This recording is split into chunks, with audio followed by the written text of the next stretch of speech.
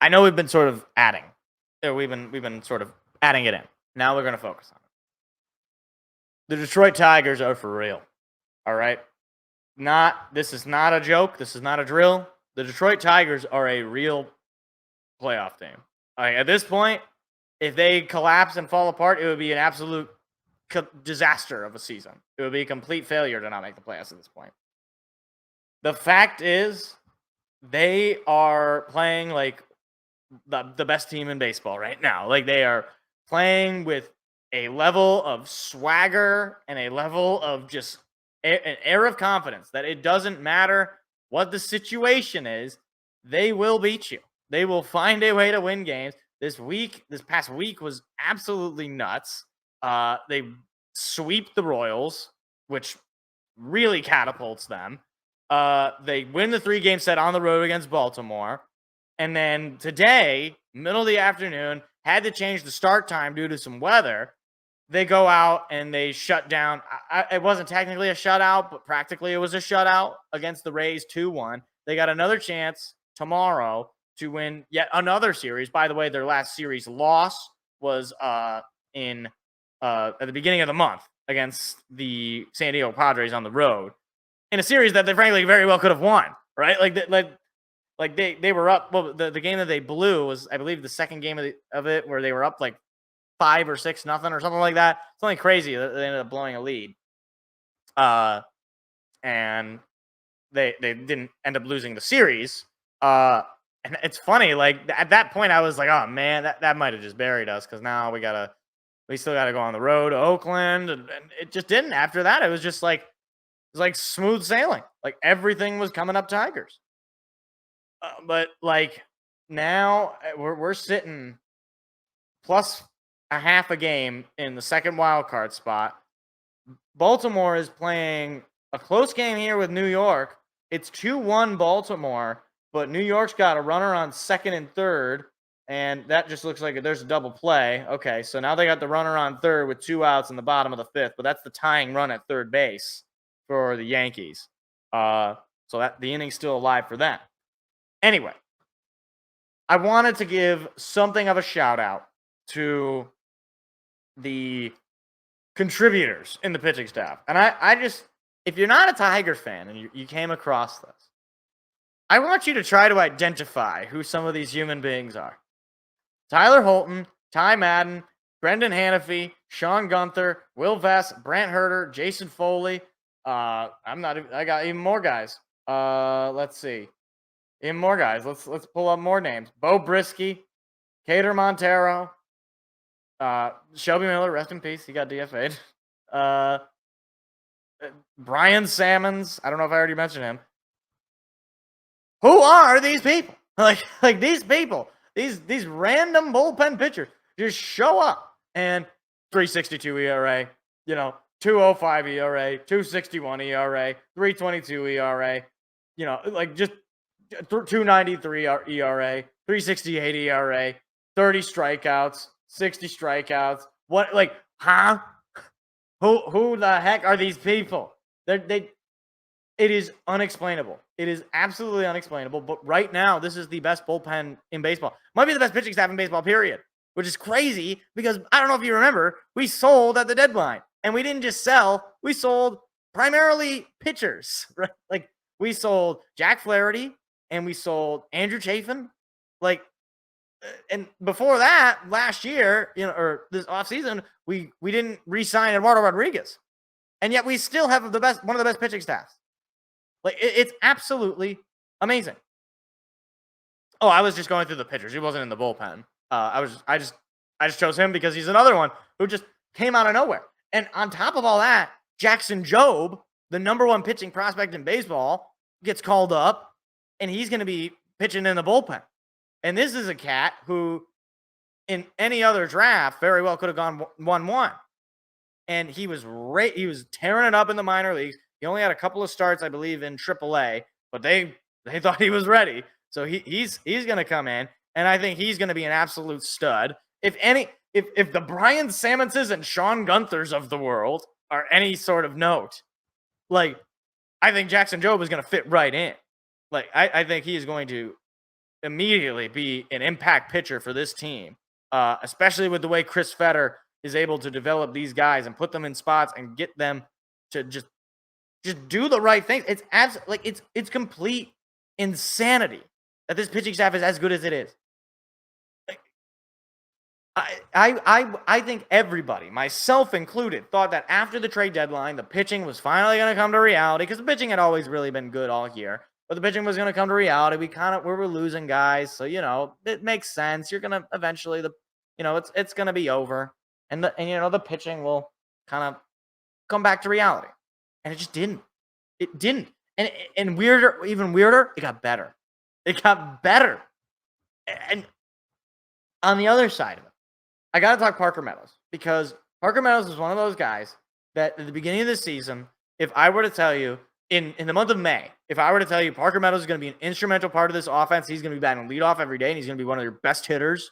And frankly, as of just like the way things are going, one of the best hitters in baseball, like, you would think I was crazy, but I'm not. Parker Meadows on the season has a 1.7 ERA, a 234 average, 8 home runs, and a 103 OPS. Parker Meadows is currently an above league average hitter. Like that, what? Like, let me paint you a picture, all right? Parker Meadows' numbers through May 6th of this year. You ready? It's ugly. He had 2 home runs, 3 RBIs, an 0.96 average, and a 443 OPS. Not on base percentage, OPS. Since coming back on July the 5th, and then he went down a little bit. He went down for a little under a month with an injury after that. But hold on. Okay, enough. No more baseball. Here we go. Okay, that's not what I meant. Since coming back, here we go. Since coming back on July 5th, all the way through today, or all the way through yesterday, or not yesterday, the game on Sunday, because I guess it hadn't added today's game. Parker Meadows has had 6 home runs, 24 RBIs. He's batting .291 with an 844 OPS. Night and freaking day. The fact that he has become a positive WAR player when he started the season batting .096 is amazing. Amazing. Like, it's credit to our hitting development team in AAA, and then at the major league level. And it's credit to him as just personally that he was able to figure out what was wrong and get it right and become a everyday, really gosh darn good player. Like, just overall a good player. But the thing is, when you just look at those numbers just by themselves, like, you would think, okay, well, even if, he is playing well, right? It's not like there's got to be somebody carrying. There really isn't. Like there really isn't any one guy. Like, Riley Green is the leading home run hitter. He's got 24 home runs. You got no guys with more than 25 home runs on the team. Kerry Carpenter has 17 home runs, and he's, the second best guy in the team. And this is another good point. Trey Sweeney needs a shout out also, since originally when we got him, people were complaining about him. In fact, we traded Flaherty, but Baez went down. Sweeney has already outperformed. Exactly right. Trey Sweeney has looked way better both in the field and as a hitter than Javi Baez ever did. And this is when it mattered, right? So I don't want to hear about, there was a streak where he was batting 3. I don't want to hear about that. This is when none of it mattered, when none of the pressure was really on. Javi Baez wasn't there. Pressure is on Trey Sweeney, and he's performing. He's performing really, really solidly. Let me see if I can, just looking at his numbers, batting .242, he's got a 712 OPS, 4 homers. He's got 23 total hits, and 6 of them are doubles, and 17 RBIs. Like, that's another, like, he was a guy who, oh, wow, this is like, he's a career minor leaguer. He's got no, it's like, if you trust your guys, if you trust your GM for talent evaluation, for draft picks, for even free agency, like, he's going to find these kind of guys. He's going to find these kind of players. And even the Wenzel Perez's of the world, a guy who basically out of nowhere is having a really decent season. Like, today, he had the clutch double. That was what scored the 2 runs that won you the game, right? Colt Keith having a really solid rookie year. Does he need to improve? Yeah, but he's an above league average hitter right now, batting .260. He's got 13 home runs, 59 RBIs, and the OPS is not anything pretty. It's .688. Not good. Not for a lot of power, but that will come for Colt Keith, I think, as time goes. And even the Matt Vierlings of the world having another solid season. Just an everyday guy, 140 games for him, and he's had 130 hits. 27 of them, 16 of them have been for home runs. 27 of them for doubles. And above league average OPS, above league average hitter in general. Like Matt Vierling is the elder statesman of the team. Matt Vierling and Jake Rogers are the elder statesmen of the team. Are either of those guys, lights out amazing superstars? No, certainly not Jake Rogers. Matt Vierling is maybe closer to that than not, but he's not one either. But it's this ragtag bunch of guys that have clawed and climbed their way into being a genuine threat, I think, in the playoffs. Like, to the point where if I'm any other team going into this playoff series in round one, I don't think I want to be matched up against this team. Like, to make a football analogy, it's very similar to the way the Buccaneers were last year in the playoffs, where they were like, a full steam ahead kind of thing. And we saw that in the wild card round against the Eagles. But look, one of the other things that has been made of note is there was a certain team in the year 2006 that won, 85, 84 games, something like that. The St. Louis Cardinals. And nobody paid them really much mind. They kind of snuck into the playoffs. They stumbled in. They were a relatively young team. Some guy named Albert Pujols was on their team, but overall wasn't filled with superstars, right? They weren't the New York Yankees at that point.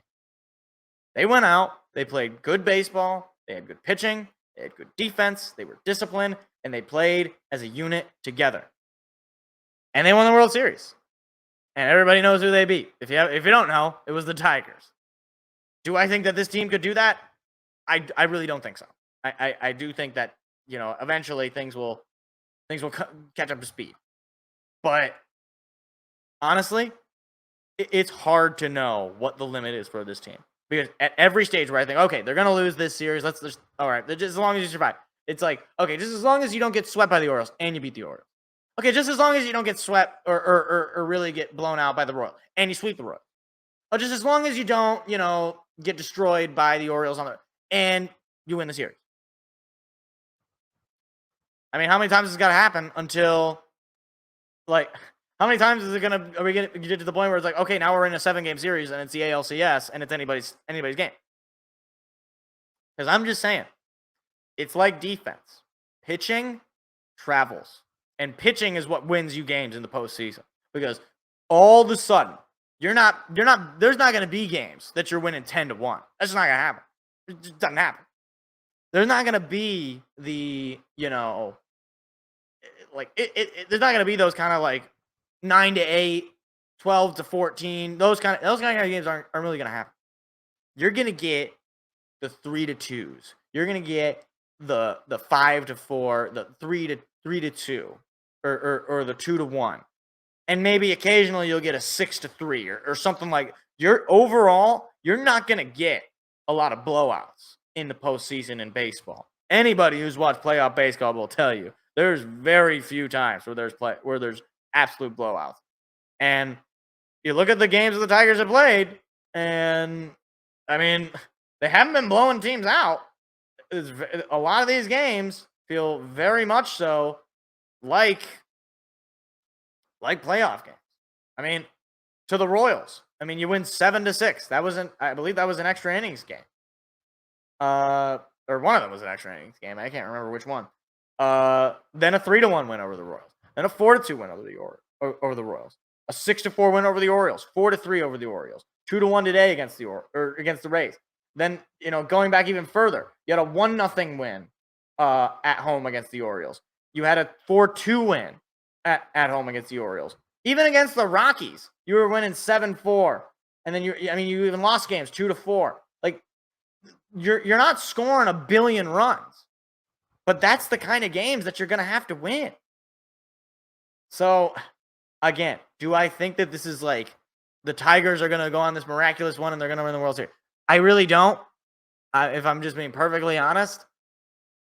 However, if you were to pick the team based on who's the hottest team, who's the most, on fire team right now, hard not to go with the Tigers. Hard not to. Hi, it's me again. If you enjoyed what you just saw, hit the like and subscribe button. We do live shows every Tuesday at 7 p.m. Eastern. Hope to see you there.